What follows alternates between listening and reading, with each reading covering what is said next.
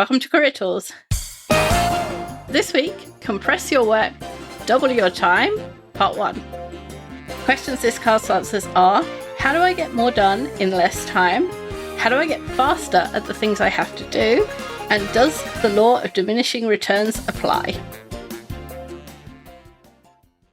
Are you interviewing? Or are you even thinking about interviewing? Or even thinking about changing jobs and interviewing? Your dream job is just one interview away. And the interview series includes the entire process of interviewing from preparation to follow-up.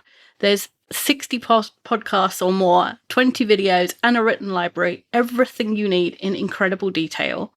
What to do, how to do it, what to say and how to say it, what to write and how to write it. If you're worried about an interview, and to be fair, who isn't?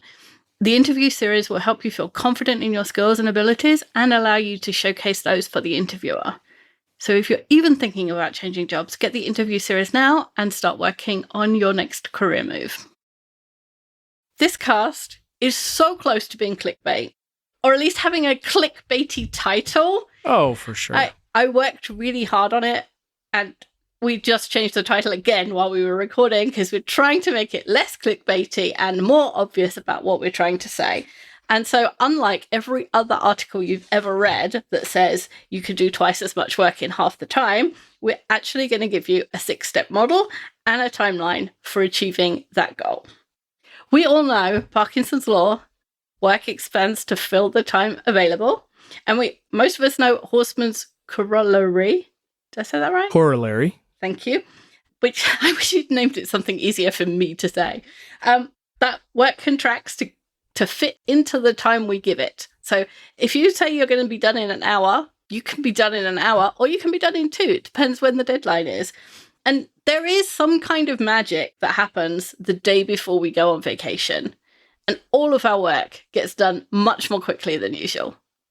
I've got 6 more days in the office and then I got 2 weeks off, and it's weird how quickly everything's going today. Yeah. So how do we make that happen more often? How do we bottle that magic and make the work contract into the time we give it? In this cast, we're going to give you the answers. Yeah, how do we make every day the day before we go on vacation, right? Or as productive as the day before we go on vacation. Because otherwise that's a big Groundhog Day, right? Right. The answer would be take 180 vacations. Yeah. Okay, so the outline for today, I love the outline for this cast because it's only 6 words. Analyze, plan, prepare, experiment, refine, and repeat. Easy. Easy. I feel like every time I read the outline, I go, this is going to be easy. But the problem with this cast, and some would say it's not a problem, is that unlike all those clickbaity things that you see and you know, there's a hack for time management, there is going to be a little bit of work here. Oh, yes. Yeah. It's not a flip this switch and now magically you get 20 more hours in the week. No, you got to do a little bit of work, but it's worth it. I hope so. The first work is analyze. So in this stage, we're going to look at the work we're doing and work out what it is we're going to attempt to do in a shorter period of time.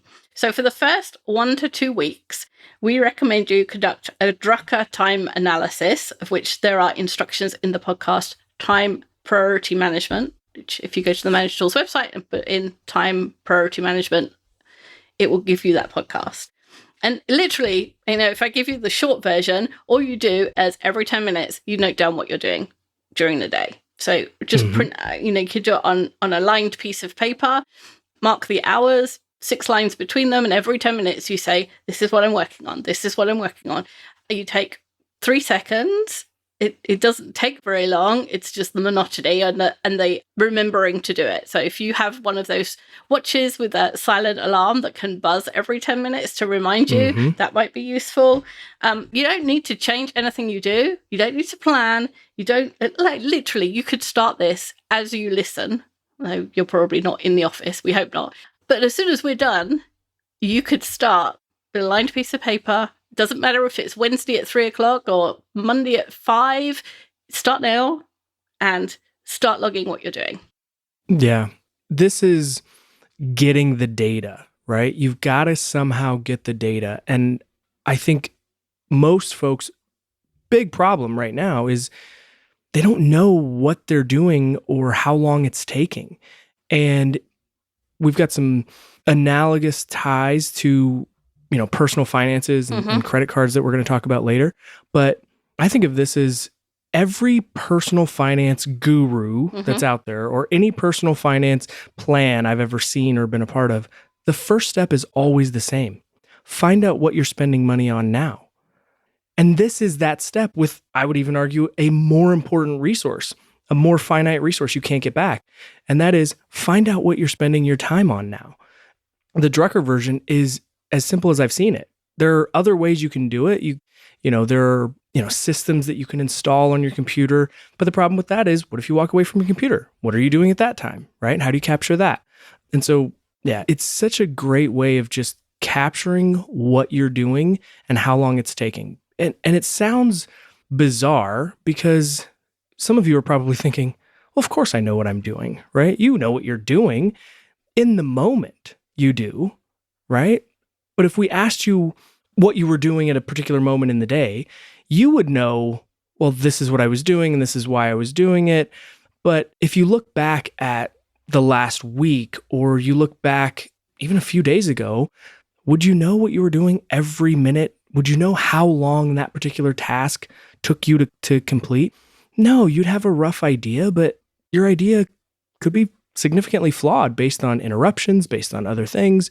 So it's really hard to quantify our time, even looking back a day or two, let alone over the course of weeks. Yeah, if you asked me what I did yesterday, I would have to look at my to-do list. And that's not everything I did, but that's the only record I have of what I did. Yeah. And I don't remember all of the other things. Unless somebody comes and emails me and says, hey, we talked about this, I won't remember. This cast has got lots of analogies in it, but one analogy is if you stand in a street in a suburb, you can't see the pattern of the streets. If I go outside my house now, I can't see what the pattern of the streets is. And that's deliberate because it slows the traffic down. You don't want lots of straightaways. But there could be a grid, or there could be some kind of spiral, or there could be some kind of cul-de-sac, but you can't tell from standing outside the house. And even if you walk to the end of the street, you still usually can't tell because there's a little bit of bend in the road, or... Yeah, you're seeing an intersection. Exactly. Yeah, but you don't get the full picture at all. But you don't have to get very high off the ground before you can see the pattern. You literally just have to be above the houses, like maybe another house high or two houses high, and then you can see the pattern that the streets make. And that's what this work of logging all of the things that you're doing enables you to do. Instead of standing on the street, you are looking at it from above and you can start to see the patterns. Like when I do my admin at 5 o'clock, it takes longer than if I do it at 8 o'clock when I'm feeling brainy. On Friday afternoons, this task takes me longer because I'm tired. Yeah, and it's just getting a different perspective. It's looking at it from a different angle, from above. There's a interesting book. Wendy and I it feels like we're constantly talking about house and chores and cleaning and organizing and stuff. But there's a great book called The House That Cleans Itself. And it's about organizing your home and organizing it in a way where it cleans itself, more or less. And the first section of that book is let your house get messy like it normally does. But then instead of going to start cleaning up, you get a ladder and a Polaroid camera, or you could use your phone, and you go to the center of the room and you stand up on top of the ladder and you take pictures around the room so that you can see the messes from another angle. And that's it. Genius. You're just seeing it from a different angle, and then you can look at it more objectively, right? From a different perspective. And that's what we're talking about here with gathering your time and how you're spending your time. It's just looking at it from a different perspective, seeing it on paper and going, oh, wow, I didn't realize that this is how much time I spend on this, or this is what I'm spending my time on. And we're going to talk about that. But just, full of analogies today. But that was one I love that one. Yeah, it's interesting. It is. Other people's mess is always easier to clean as well. Like, why don't you organize it like this? Why? I don't know. I don't know why my stuff stays disorganized, but other people's I'm fine with organizing. Oh, yeah. It's because you have no emotional attachment to that thing. Exactly. Right? And that's an interesting perspective. I never thought of, as from a time analysis standpoint. We've got some examples of looping in some other resources or people who are really good at stuff, but maybe that's an opportunity too, having someone else look at your time and see. And there's fortunately an easy win, because we've just asked you to do this for 1 to 2 weeks and it feels like you're just not doing anything. You're just doing the same stuff. And I've just given you more work to do. So, this is not a good way to start a podcast. But there is an easy win. You are probably going to be surprised at how much time you spend on your major priorities. And it's probably way less than you think. Like, you'll be surprised probably about how much time is sucked up with trivial things. And just knowing what you're doing from that holistic perspective can encourage you to delegate. If you're an individual performer, delegate to the floor, which is one of my favorite things to do, or reprioritize. Just that being able to see it suddenly makes you think, well, why was I doing these 5 things? They were a waste of time, and I spent 5 hours doing them. Just to tie this back to the personal finance thing, it's the same thing. When you start tracking what you spend your money on, you get surprised that what you spend it on that you don't think of, right? Most of my friends, it's food. They think we're eating, but we're going to the grocery store, and then, they total it all up and they go, this can't be right.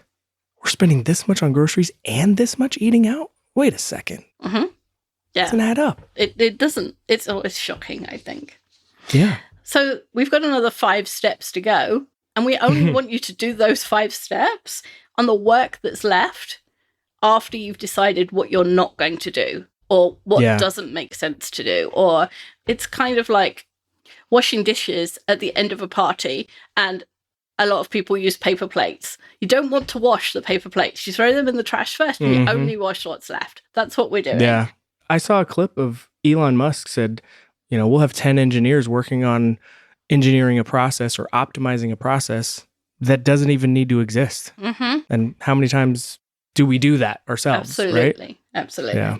So there is little point in starting with the tasks that don't contribute to your overall results. But you can't analyze without the data. So that's why this task comes first. Yeah, absolutely. Our next step is plan. So we've spent 1 to 2 weeks analyzing. For the next 1 to 2 weeks, decide which task you're going to attempt to compress and plan how you're going to do that. Don't try to work all the tasks at once. This is a huge pitfall. This is a recipe for overload, for confusion, and in fact, could lead to less productivity. Yes. And we don't want that. Instead, we're going to focus our efforts on one task. Now, there's an obvious answer here in terms of making a choice. You could choose the one that's the most important in terms of your results, what's going to give you the biggest bang for your buck in terms of what you're responsible for. But there's some nuance here. There's some subtleties that I think is great, and I'm so glad that we're going to talk through them, because there are other factors to consider when you're thinking about which task to choose first. And now we go back to the financial analogies. So when people are in credit card debt and they have several cards at various interest rates and balances, as Andrew says, all the gurus, none of the gurus say start with the one that will reduce your overall cost the most. So if you did the math, so like highest interest rate. Yeah, highest interest rate. It doesn't make fees. Or fees. Yeah, it doesn't make financial sense to choose one of the other cards when the one with the highest interest is costing you the most. But there's a psychological component to debt, to overwhelm, to the chaos you live in, unproductiveness. I think I just made that up. Mess in general. Will make you a high eye yet. All right. The show Hoarders is not about the stuff. No. It's about the psychology, and all of these things are about psychology. So when they tell you which card to pay off, sometimes it's the one that's the very low balance that you could pay off in like 2 weeks or 2 months, and feel really good. You get an early win, and that motivates you to get the dopamine. Next one. Exactly. It might be one that you hate the most. Like for some reason, some bank has really annoyed you. Their customer service is horrible. You just, for whatever reason, I just hate those people. Or you could have a negative emotion attached to that card for what you spent it on. Yeah. I mean, if you, this is probably not the best example, but if you bought an engagement ring and she said no, yes, or he said no, and now you've got this, I mean, hopefully you could return it, but if you're paying off, a portion of it or part of it, yeah, there's going to be some strong negative emotions there that it might be nice to just get that gone, right? Get it out of your head. Exactly. One of my cards, if you make a payment, they give you points. They don't give you points when you buy something. They give you points when you pay stuff off. So you can start. Yeah, it's cool, right? So you start paying that bill down, you start getting points. And so then you can trade the points in for prizes, as they say. And so there's a reward for paying off. Like, it might be that you start with that one with some more dopamine. Exactly. And in the same way that you could find which card is the best to kind of attack first, not all tasks are equal in terms of their importance, urgency, or even annoyance factor. So there are some ways to think about this. You might choose to tackle the task that takes up the most time, and that will give you the biggest benefit in terms of time saved. You might take on the task that is the most annoying and make it condensed so that it's less of an annoyance. This is going to give you the biggest reduction in that annoyance factor. Yeah, the one that somebody nags you about every week. Oh, yeah. Yeah. You could choose the task that bothers your boss the most. That gives you the biggest relationship win. And sometimes the things that bother your boss are the things that you don't think are important, so you don't put any effort into that task. If your boss thinks it's important, it's important. That person decides on whether or not you get paid and what projects you work on and what you do all day.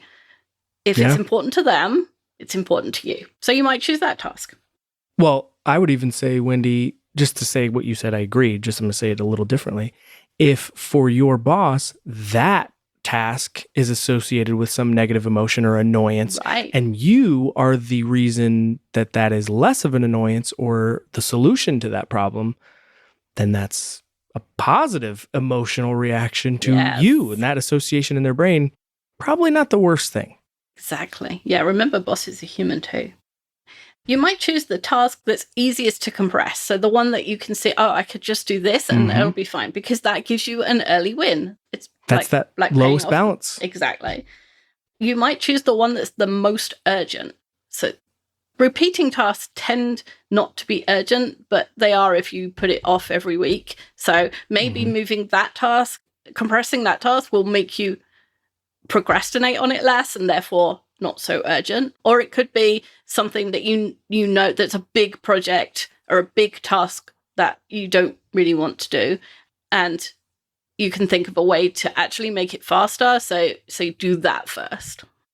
Yeah, I could even say that going through this process on a task that's very urgent could, I'm kind of making, I'm thinking of things in my head, but if it's something that's really urgent or important, and this is what you're choosing to go through this process with, this process could help you articulate other reporting or communication that you need to complete around this task, which could be killing two birds with one stone. That's right. Yesterday, I had to make all the folders for next year's podcasts in Dropbox. And there's a method of doing it. You create a spreadsheet, and then you go into Terminal and you type this thing, and they magically appear, all 150 of them, named properly and so on. And every year, the reason I have to do it is because we've recorded and I need somewhere to put that recording, and the file isn't there because the 1st of January hasn't been done. And so it's always urgent. Every time I do that task, it's only once a year, but every time I do it, it's urgent. And thank goodness last year, I wrote myself a list that has the piece of code in it and how to make the spreadsheet and all of the stuff. So this year, it only took me like 20 minutes. So That's awesome. So good. And the last one is the task you want to work on most. If there's a task that you really would have fun making it compressed, then choose that one because it will give you motivation to hit all of the rest of them. If you are listening to this podcast, you know that the managerial path forward is not magical. Good management is purposeful. You don't become an effective manager overnight and with no direction. It's a professional discipline, just like accounting and IT and engineering and logistics and HR and sales are. There's certain managerial behaviors which you must engage in order to become a good manager, and most of us aren't taught what those are. They're not hard, and nor are they a secret. But if you don't know what those behaviors are and how to execute them, you might feel lost. And if you feel that lots of your managers fit that description, even though you know they're well-meaning professionals, which I'm sure they are, contact Maggie at maggie@manager-tools.com or go to our website and click on For Organizations to learn how we can come on-site to you and help your group. Our on-site training offers financial savings for groups of at least 15 with licensing benefits, some customization, and scheduling flexibility. So email Maggie today and she'll be happy to help you. Once you've decided which task you're going to attack, it's time to brainstorm and research ideas about how to make that task quicker and easier. And we've got some examples of really good kind of brainstorming around what it could look like in terms of resources and ideas and all that. So the first example is you decide to work on the time it takes to submit your expenses, since that's the most annoying part of your week and the one where you make the most mistakes. Guess whose life this came from? It's annoying. I make mistakes. And then Liz comes after me and says, Wendy, you didn't put this in and you didn't put that in. And what does that mean? And I just get more and more annoyed. And it's my fault because I don't do it properly in the first time, in the first place. So we have a whole list of brainstormed ideas of ways we could make this easier. So first of all, make a folder to store all the receipts and then archive them after the expenses are done. So instead of having receipts spread all over the place on my computer, I could have them all in one place in a folder. And when I have to attach them to the expenses, I would know where they were. And if I archive them at the end of the week, then I don't have a huge list of files to look into. Absolutely. We could also create a checklist so that we don't forget any of the steps that are involved with gathering the expenses, submitting them, all of that stuff. Checklists are helpful. Absolutely. Right? The Checklist Manifesto. It's the book. That's right. You could create a template for what you write in the explanation field and create a text expander so that you don't have to type it every time. If you know how to use Text Expander, I'm sure there are others, but I use the one that's called Text Expander. And you can make out a little form. You can, if it's a flight, for example, you click it and it says, where were you going from? Where were you going to? Why were you going there? And then when you press OK, it fills out the rest of that sentence. And so all you've had to type is the two destinations and why you were going, and it's all filled out for you. It's a little bit of work to work out how to do that. But once it's working, it's awesome. It's so easy. For those of you that aren't familiar with it, with 5 to 10 keystrokes, maybe a couple clicks, you can get 150 characters filled out and on the screen where you want them, rather than having to type that all out, which is a huge time savings. And I don't know about the other ones. I know there are other ones, Wendy, like you mentioned, but Text Expander actually sends you an email every week if you want it to, and it'll tell you, this is how much time you saved. I love it. The one I use the most is /S, which just types best regards, Wendy, because then I don't have to. And I use it so much that I was writing a Post-it to stick on something to put it in the mail to someone, and I wrote on the Post-it /S. Yeah. It doesn't work when you do that. But otherwise, it doesn't work. It's awesome. Yeah, it is a stark contrast when you go to if you get really good and you use it a lot and you go to a different computer, you go, what is wrong with this computer? It doesn't know my thoughts. It doesn't know what I need. What is going on? You can create a cheat sheet of all the codes that you need. I have a cheat sheet for all of the hex codes for the colors on our website, so that when I'm doing something and I need to know what's the hex code for that blue, I have a cheat sheet with it on. Yeah.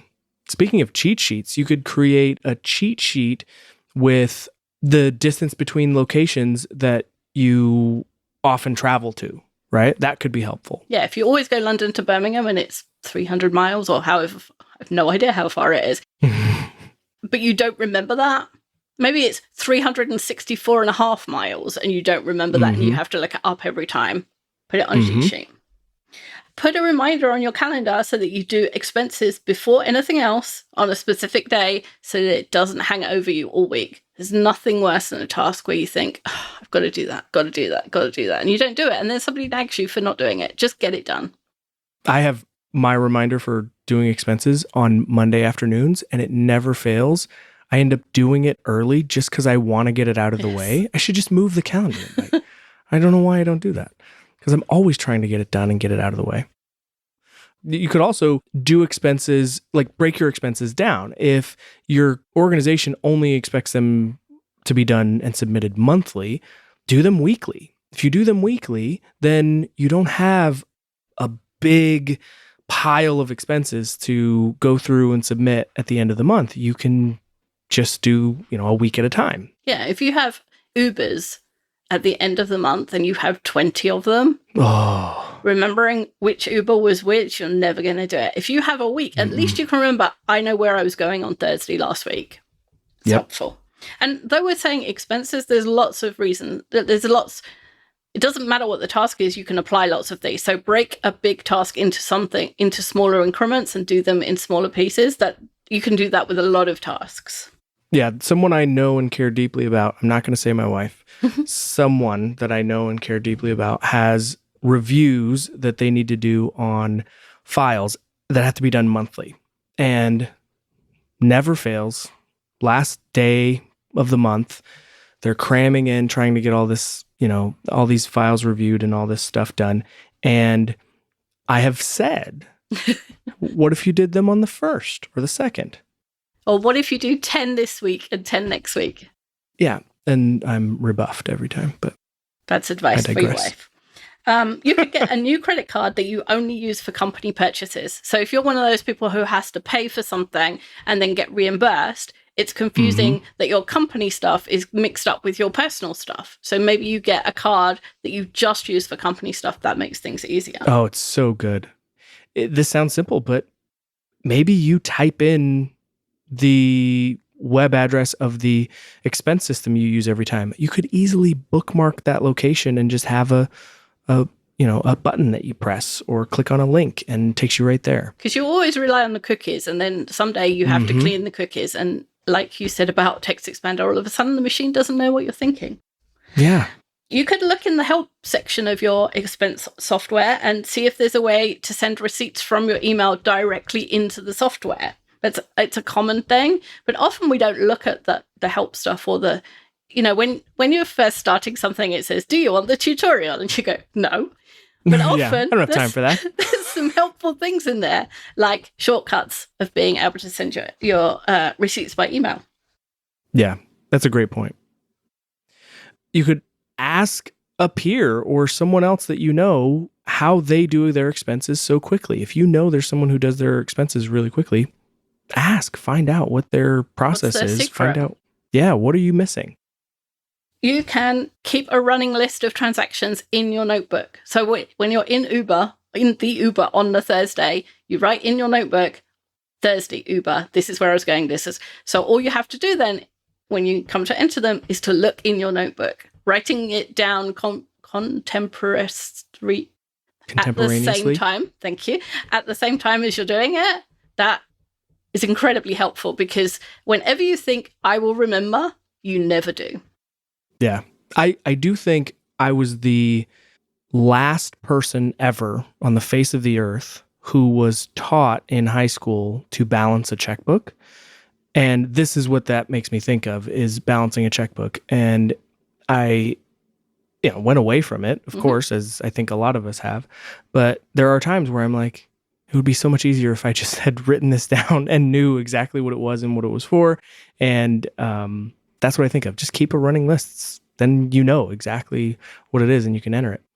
Another thing you could do is you could read the help section of the expense software and find out, are there any shortcuts that I can use? Maybe it's not necessarily importing transactions. Maybe it's something else. Maybe it's it could be that you read in the help section that there are certain credit card providers that import more frequently or update their system. And then if you're thinking about getting a new credit card that's just for company purchases, that would really help guide that purchase and make sure it's the right, card.